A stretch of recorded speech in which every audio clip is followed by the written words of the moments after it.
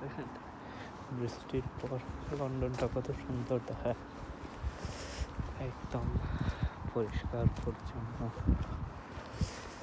মনে হচ্ছে একটু আগে কেউ ধুয়ে পুরো পরিষ্কার করে নিয়ে গেছে।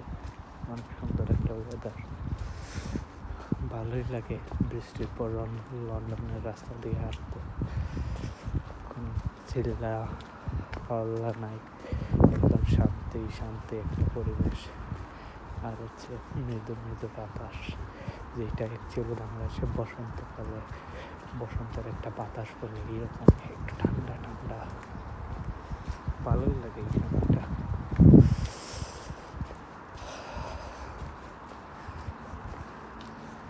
সময় আসছে, ফুলগুলো পড়তেছে, গোলাপ ফুল,